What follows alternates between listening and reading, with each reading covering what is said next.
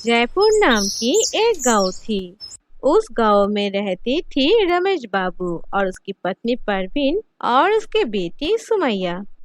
बहुत साल पहले ही एक रोड एक्सीडेंट में रमेश बाबू मर चुके थी। इसके बाद से उनकी फैमिली में दुख की छाया मरोड़ गया। परवीन लोगों के घर पर काम करके उसकी बेटी को बड़ी कर रही थी। सुमैया शहर पे एक अच्छी स्कूल में पढ़ती थी। वो पढ़ने लिखने में बहुत अच्छी थी। हर वक्त क्लास में फर्स्ट होती थी। लेकिन सुमैया का एक प्रॉब्लम थी। वो बहुत कंजूस थी। बिना वजह एक भी पैसे नहीं खर्च करती थी। ये बात लेकर उसकी माँ बहुत टेंशन करती थी। वो मन ही मन कहती थी, अगर वो ससुराल जाके ऐसे करेगी तो उसे कोई भी शादी नहीं करेगी। माँ बेटी की ये परिवार दुख के अंदर से अच्छे ही चल रही थी। सुमैया को देखने आया शहर की एक धनी परिवार। उसे देखकर उन लोगों को बहुत पसंद हुआ। वो लोग सुमैया की माँ को कहती है, आपका लड़की बहुत सुंदर है, हम लोगों को पसंद आई। मैं तो ऐसी ही लड़की अपने बेटे के लिए ढूंढ रही थी, लेकिन मिल नहीं रही थी। आज मिल गया। आप लोग गरीब हैं, इस वजह से हमारी कोई प्रॉब्लम नहीं है, लेकिन आपकी बेटी मेरे बेटे को खुश रख पाएगी तो हम लोगों का किसी चीज की कमी नहीं है। मेरी बच्ची कभी भी किसी चीज के लिए दुख नहीं पाया है। नहीं नहीं दीदी, आप टेंशन मत करिए। मेरी बेटी बहुत कम जानती है। आप लोग जो कहेंगे वो वही करेंगे। इतने बड़े घर से होते हुए भी आप मेरी बेटी को पसंद किया, ये तो हमारे लिए सौभाग्य के कारण है। ठीक है, अगले महीने की एक अच्छी दिन देखकर हम लोग शादी कंप्लीट करते हैं। इसके बाद वो लोग बहुत सारे बातें करते हैं और शादी फाइनल करके वहां से चली जाती है। इसके बाद से परवीन बहुत टेंशन में पड़ जाती है। वो मन ही मन कहती है, मेरी बेटी जितना कंजूस और इतनी बड़ी घर से शादी आई है, अगर वहाँ जाकर भी वो ऐसे ही करेगी तो मेरी इज्जत चली जाएगी और उसे भी घर से निकाल देंगी। लेकिन मेरी बेटी मेरी एक भी नहीं सुनती। हमेशा कहती हूँ मेरी बातें सुन, इतनी कंजूसी मत कर, लेकिन कौन सुनता है मेरी बात।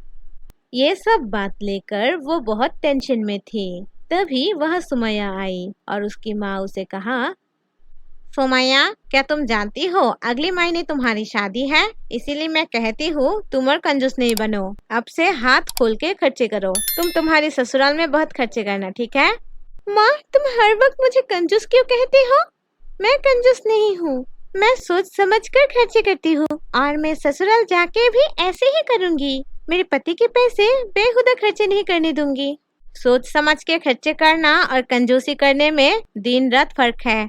सोच समझ के खर्चे करने की मतलब है जितना चाहिए उतना खर्चे करना। तुम तो वो भी नहीं चाहती हो। तुम बहुत कंजूस हो। अगर तुम ऐसे ही करते रहोगी, वो लोग तुम्हें मेरे पास भेज देंगे। नहीं नहीं माँ, तुम गलत कह रही हो। अगर मैं ऐसे करूँगी तो मेरे ससुराल वाले मुझे बहुत प्यार करेंगे। परवीन सुमैया को ऐसे बहुत सारी बातें कहने लगती है और ऐसे ही कुछ दिन बीत जाती है। देखते ही देखते सुमैया की शादी की दिन चली आती है। बहुत बड़ा आयोजन करके सुमैया की शादी हो गई है। सुमैया ससुराल जाके पहले कुछ दिन अच्छे से ही चला। उसके आचार से ससुराल वाले बहुत खुश थे। कुछ दिन बाद ही सुमैया की कंजूसी शुरू हो गई है। बहू, तुम टेबल पर इतनी कम खाना क्यों दिया? तुम्हें मैं कहा खाने के बाद कंजूसी मत करो। जाओ, अब जाकर सबके प्लेट में ज्यादा खाना दो। माँ, मैं तो इतनी भी कम खाना नहीं दिया जो कि सबके प्लेट में फिर से देना पड़ेंगे। कम खाना इंसान के लिए अच्छा है। अगर ज्यादा खाएगी तो बहुत बीमारी होगी, इसीलिए कम खाना चाहिए। सुमैया, तुम मेरी माँ की बात नहीं सुन रही हो। माँ तुम्हें ज्यादा कुछ नहीं कहा, सिर्फ खाना ज्यादा देने को कहा।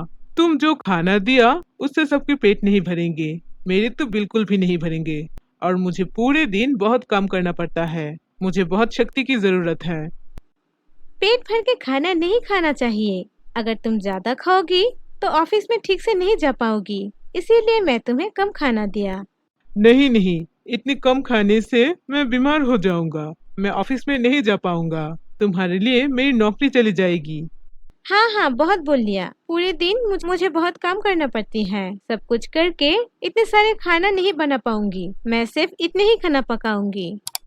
तुम्हें इतना काम करने को किसने कहा? घर के सारे नौकर को तुमने ही नौकरी से निकाल दिया। तुम अपनी मर्जी से उन लोगों को निकाल दिया। अब तुम्हें कोई भी नहीं हेल्प करेगा, तुम्हें खुद सब काम करना पड़ेगा। निकालूंगी नहीं तो क्या करूंगी? थोड़ी सी काम करती है और एवरी महीने पैसे देना पड़ती है, इसीलिए निकाल दिया। ये तो तुम्हारे लिए ही अच्छा है। तब सुमैया की ससुराल वाले उन्हें बातें सुनाने लगती है, लेकिन वो उन लोगों की बातों में कान नहीं देती है। उसके पास से 2 बार खाना चाहती है तो वो बहुत गुस्सा करती है। ऐसे ही कुछ दिन बीत जाता है। एक दिन उसकी सासू माँ को रात में बहुत भूख लगती है। वो किचन में जाती है कुछ खाने के लिए, लेकिन वो किचन में जाके देखती है किचन की सब कुछ में ताला पड़ी है। ये देखकर वो बहुत दुखी हो जाती है और कहती है, हे भगवान, देख देख के मैं ये कैसी बहू ले आई। इतनी कंजूस है, अगर ना खाकर मर जाओ भी तो खाना नहीं देंगे। मेरी किस्मत इतनी खराब है, मैं पहले नहीं जानती थी। अपनी इस उम्र में इतनी दुख से जीना पड़ेगी, ये मैंने कभी नहीं सोचा। माँ, तुम यहाँ पर क्यों आई हो? खाने के लिए आई हो? भूख लगी है क्या? मुझे भी भूख लगी है, इसीलिए मैं किचन में आया हूँ। किचन में आकर कोई फायदा नहीं है माँ। तेरी भाई की पत्नी सब कुछ में ताला दे रखा है, कुछ भी खाने को नहीं है। मुझे बहुत भूख लगी है माँ, मुझे और अच्छा नहीं लग रही है। चलो तुम और मैं बाहर जाके खाना खा के आती हो। अगर ऐसे करूँगी तो मैं आराम से पढ़ पाऊंगी और तुम आराम से सोना। हाँ हाँ, जल्दी से ऑर्डर कर, मेरी पेट में चूहे दौड़ रही है, जल्दी से कुछ खाना होगा। सुमैया की पति की बहन फोन ऐप से कुछ खाना ऑर्डर करती है। थोड़ी देर बाद डिलीवरी मैन आती है और कॉलिंग बेल बजाती है। तब वो लोग खाना लेने जाती है। तभी सुमैया की नींद टूट जाती है और उसकी सासू माँ को कहती है, आप लोग ये क्या कर रही हैं? आप आपके बेटे के पैसे फजूल के खर्च कर रही हैं। मैं जो खाना दिया उससे आपके पेट नहीं भरा, आप बाहर से ऑर्डर किया। आज आपके बेटे आएगी तो मैं सब कुछ बता दूंगा, कुछ करना पड़ेंगे। बहू, तुम जो खाना देती हो उससे हमारी पेट नहीं भरती है। अगर मैं पेट भर के खाना नहीं खाऊंगी तो रात में मेरी नींद नहीं आती है। तुम थोड़ा खा के सो जाती हो तो ठीक है, लेकिन मैं रात भर पढ़ती हूँ और बहुत भूख लगती है, इसीलिए मैं और माँ कुछ खाना ऑर्डर किया है। अगर तुम कोशिश करोगी तो सब होगा। कोशिश करके तो देखो। क्या तुम जानती हो, जापानीज कभी भी पेट भर के नहीं खाती है। वो लोग 80 भाग खाती है और 20 भाग जगह खाली रखती है।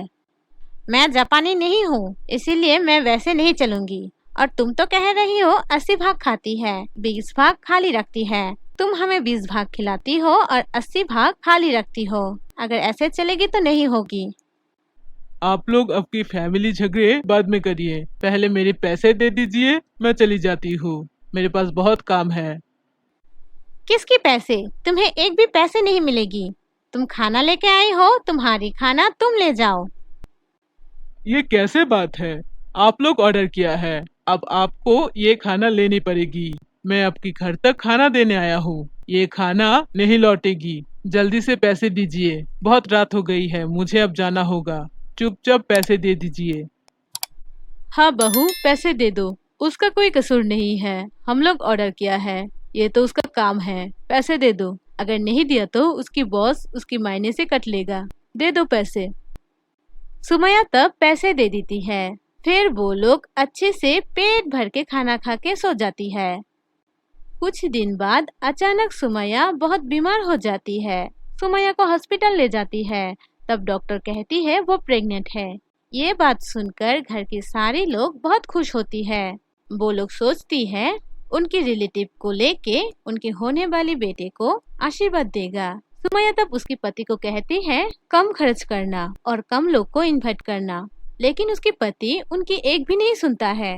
वो बहुत सारे लोग को इनवाइट करता है, बहुत सारे खर्चे करते हैं, लेकिन प्रोग्राम के दिन सुमैया सबकी प्लेट में बहुत कम खाना देता है।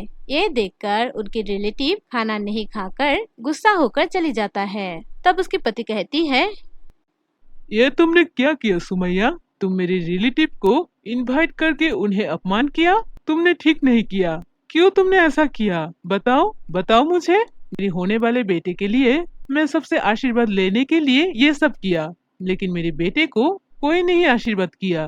तुम ऐसा क्यों किया?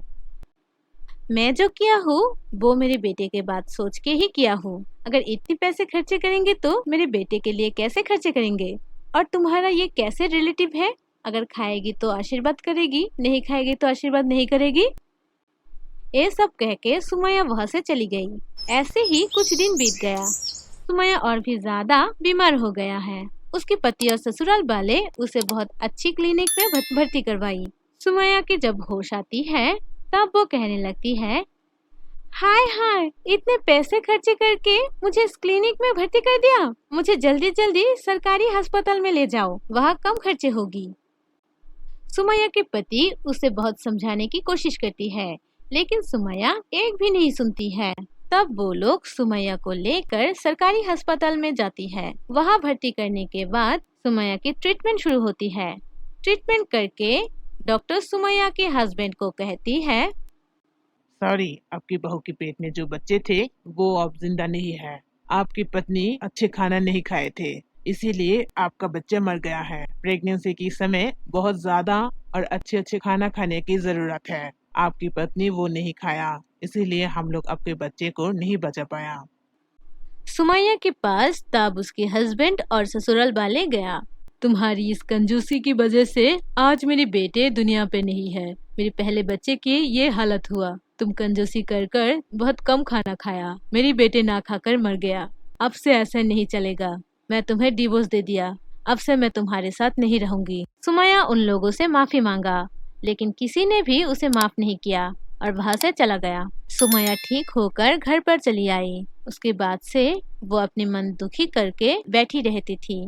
वो समझ गई थी उसकी कंजूसी की वजह से ये सब कुछ हुआ।